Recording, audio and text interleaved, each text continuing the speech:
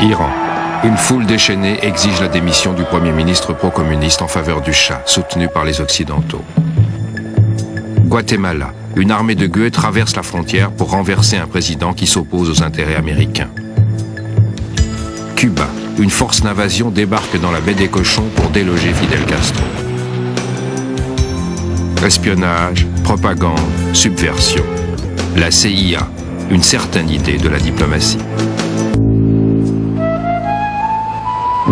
19 juillet 1953. Au volant d'une voiture louée, James Lockridge, homme d'affaires américain, se rend de Beyrouth à Téhéran. Il passe la frontière à Canankin, où un douanier se trompe en enregistrant son passeport. Pour les autorités, il devient ainsi Monsieur Cicatrice à la tempe droite.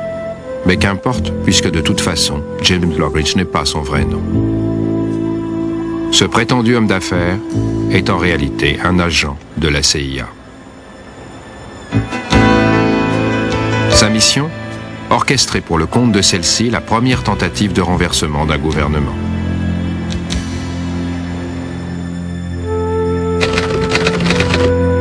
Son vrai nom est Kermit Roosevelt. Âge 35 ans, né en Argentine à Buenos Aires. Petit-fils de Theodore Roosevelt, le 26e président des États-Unis.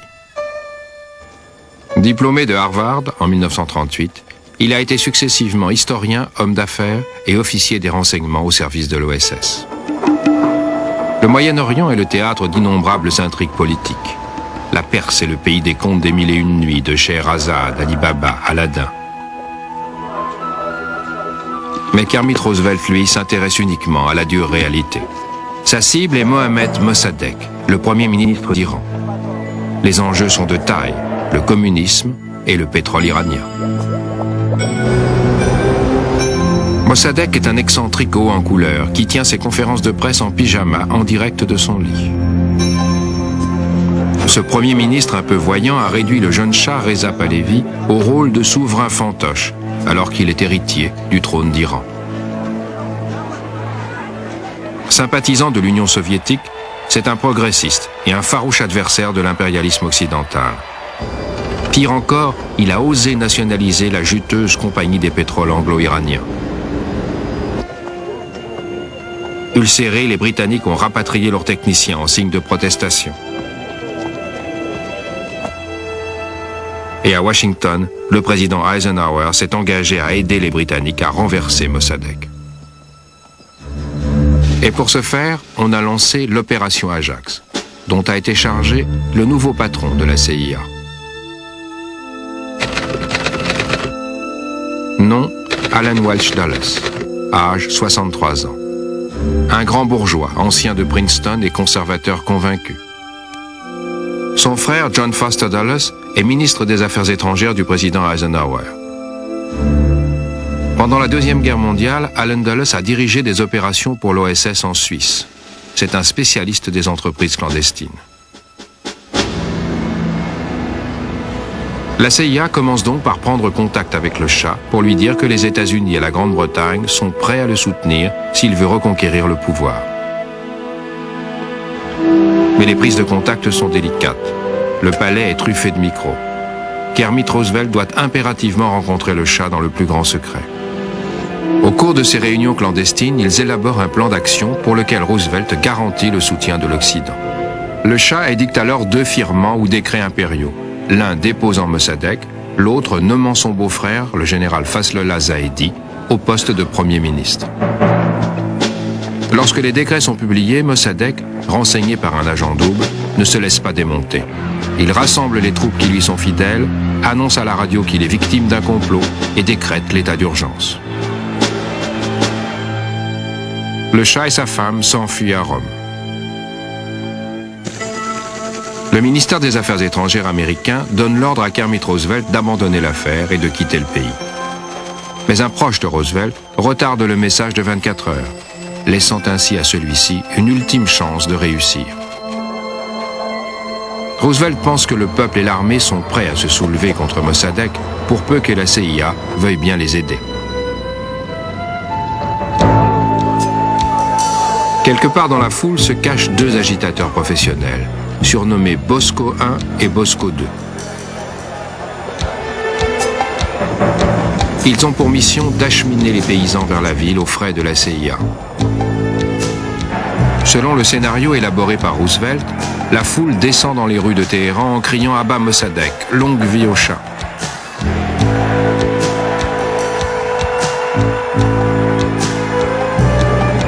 Puis, au moment propice, Roosevelt envoie le général Zaidi debout sur un char pour conduire la foule.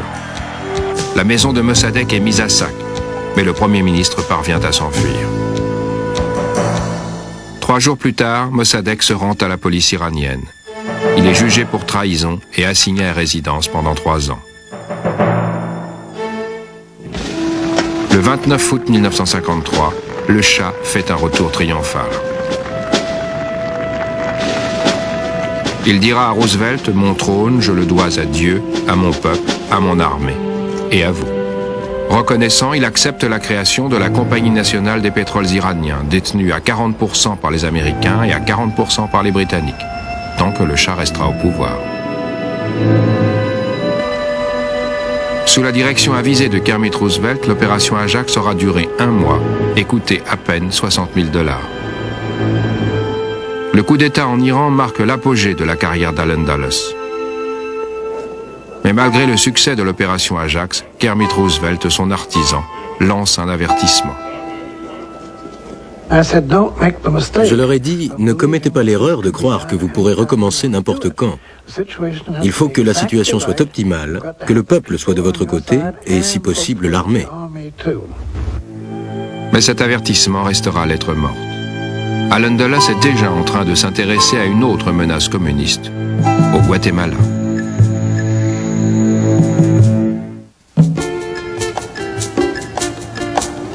Guatemala, printemps 1954. À l'abri derrière sa couverture d'homme d'affaires international, un agent de la CIA se fond dans la population de Guatemala City, la capitale. Nom, Howard Hunt. Âge, 35 ans. Né à Hambourg, dans l'État de New York, il est diplômé de l'université de Brown. Officier de l'OSS en Chine pendant la Deuxième Guerre mondiale, il est lui aussi un spécialiste des opérations clandestines. Et qui plus est, il parle couramment à l'espagnol.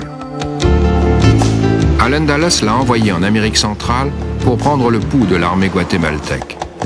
Et Hunt a constaté que de nombreux officiers supérieurs seraient prêts à trahir leur président, ce qui ne manque pas d'intéresser la CIA. Le Guatemala, véritable république bananière, est sous la coupe d'une gigantesque société américaine, la United Fruit, laquelle, non contente de dominer le secteur des fruits et légumes, contrôle aussi les chemins de fer, les télécommunications et même les postes. La plupart des Guatémaltèques vivent dans la misère, 75% sont illettrés. L'espérance de vie est de 40 ans et les paysans ont conscience de se faire exploiter par la United Fruit. Le nouveau président, Jacobo Arbenz, a promis de réformer l'agriculture et de briser le monopole de la United Fruit. Pour la CIA, c'est un sympathisant communiste et un pro-soviétique. Jacobo Arbenz veut moderniser son pays. Il confisque 200 000 hectares de terres en friche appartenant à la United Fruit pour les redistribuer aux paysans. La United Fruit fait aussitôt appel à son ancien conseiller juridique et pour l'heure ministre des Affaires étrangères, John Foster Dulles, lequel s'engage à les débarrasser de ce dangereux fauteur de troubles. Son frère, patron de la CIA, actionnaire de la United Fruit et ancien membre de son conseil d'administration, reçoit le feu vert. La CIA donne à cette entreprise le nom de code Opération Succès. La tentative de coup d'État reposera sur une poignée de soldats, quelques avions et surtout sur un recours massif à la guerre psychologique. La CIA réunit une équipe de choc. Avec à leur tête Richard Bissell, secrétaire personnel d'Allen Dulles,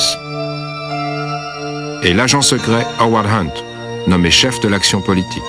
Objectif, renverser le président et installer à sa place le colonel Carlos Castillo Armas. Armas est un militaire de carrière qui a déjà à son actif une tentative de coup d'État manquée. Quasiment inconnu hors de son pays, c'est un anticommuniste sur lequel on peut compter pour défendre les intérêts de la United Fruit. La CIA installe un camp d'entraînement clandestin au Honduras, pays voisin du Guatemala. Armas recrute plusieurs centaines d'exilés guatémaltèques et quelques soldats mercenaires pour sa soi-disant armée de libération. La CIA offre royalement 4 vieux coucous de la Deuxième Guerre mondiale, qui seront pilotés par des volontaires américains.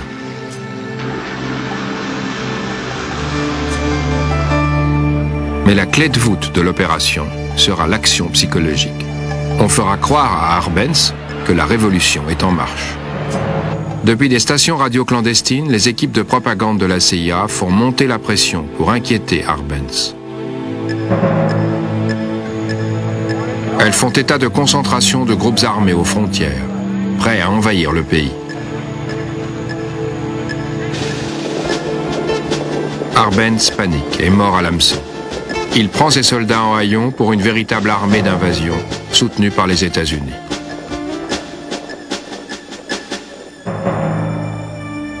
Et il se tourne vers l'Union soviétique pour demander des armes.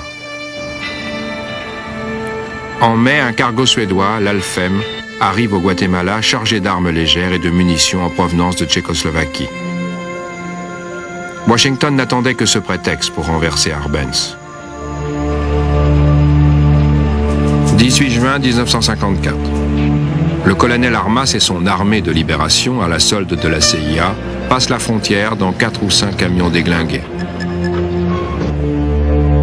Leur arrivée au Guatemala n'est pas accueillie par des foules en délire.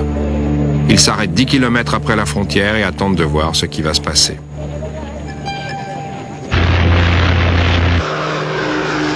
Les 4 bombardiers américains, basés à Managua, au Nicaragua, ont un effet psychologique certain. Armés pour faire le plus de bruit possible, y compris de blocs de dynamite attachés à des grenades et de bouteilles explosives remplies d'essence, ils larguent leurs projectiles sur les cibles les plus visibles. Champs de manœuvre, entrepôts de munitions, casernes.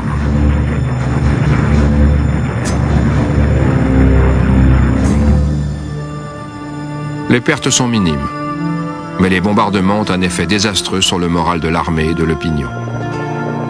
La propagande de la CIA relate les victoires fictives d'une armée fantôme forte de 5000 hommes. En réalité, l'armée de libération compte un peu moins de 400 soldats qui ne combattront jamais. Mais Arbenz croit à ce qu'il entend. Anéanti par les faux communiqués de la CIA, il démissionne et se réfugie à l'ambassade du Mexique.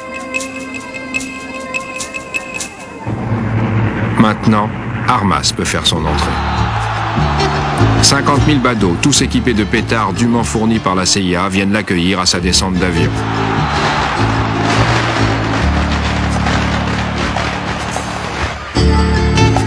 « 7 juillet 1954. Carlos Castillo Armas est élu président du Guatemala.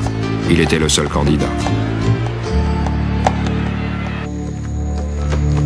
Très vite, la United Fruit récupère les terres confisquées par Arbenz.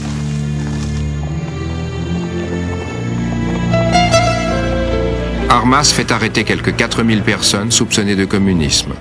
Il abroge la Constitution de 1945 et prive la population de ses droits civiques.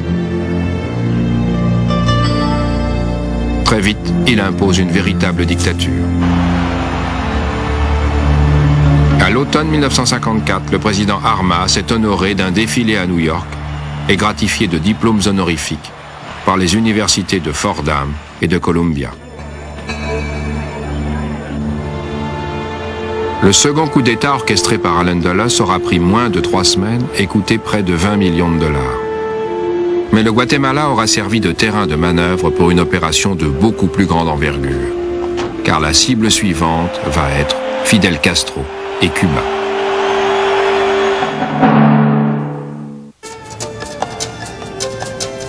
« 1960.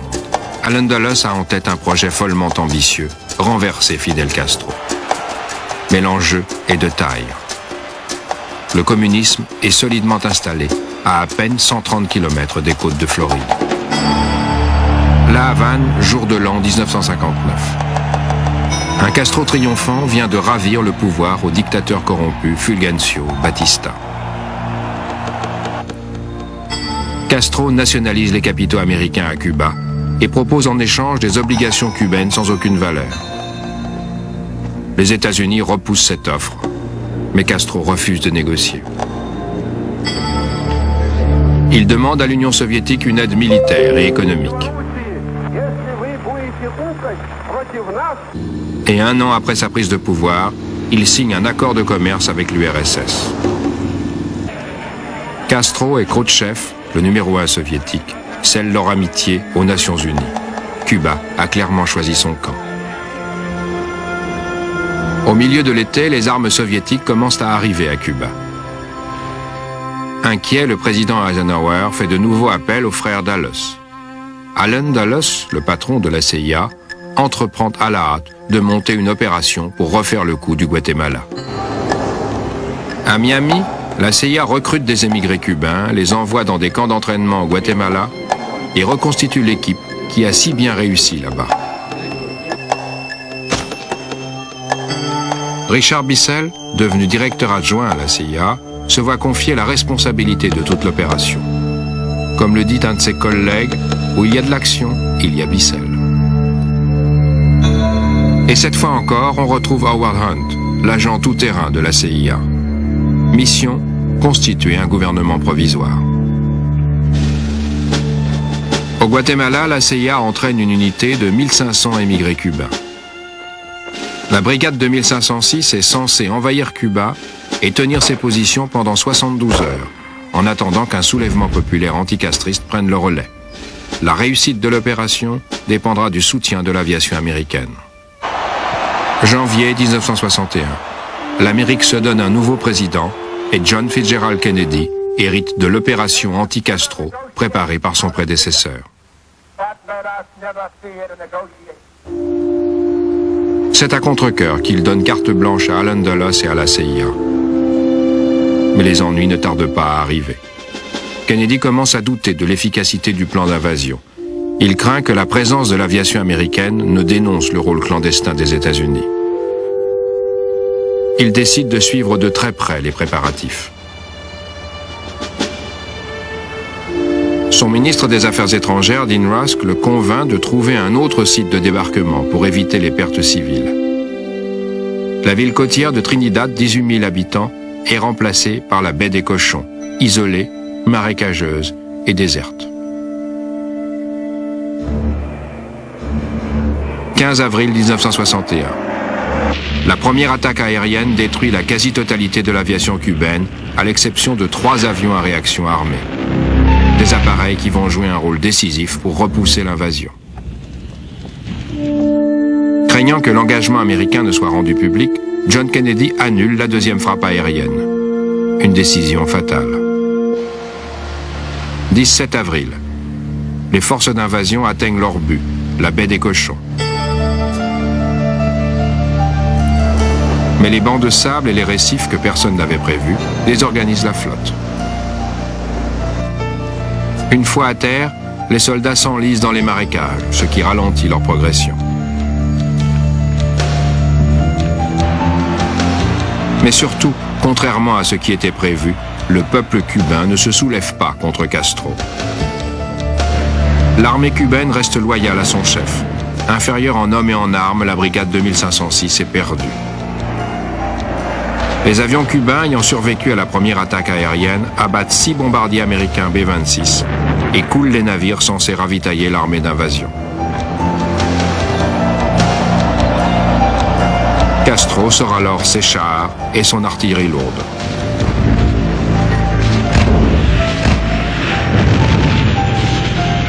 La brigade est décimée. Le mercredi 19 avril, les envahisseurs de la CIA se rendent. 114 ont été tués. Sur les 1500 soldats que comptait la brigade, 1200 sont faits prisonniers. La baie des Cochons est une victoire éclatante pour Fidel Castro et une cuisante défaite pour le président Kennedy, qui a décidé de retirer le soutien de l'aviation au moment le plus crucial. Mais c'est la CIA qui porte tout le poids de l'opprobre. Allen Dulles sert de bouc émissaire. Son fringant adjoint, Richard Bissell, tombe aussi en disgrâce. Il est rétrogradé, puis démissionne. 5 mois plus tard, Dulles quitte la CIA. Peut-être son destin aurait-il été différent s'il avait tenu compte de l'avertissement de Kermit Roosevelt. Je leur avais dit, ne commettez pas l'erreur de croire que vous pourrez recommencer n'importe quand. Il faut que la situation soit optimale, que le peuple soit de votre côté et, si possible, l'armée.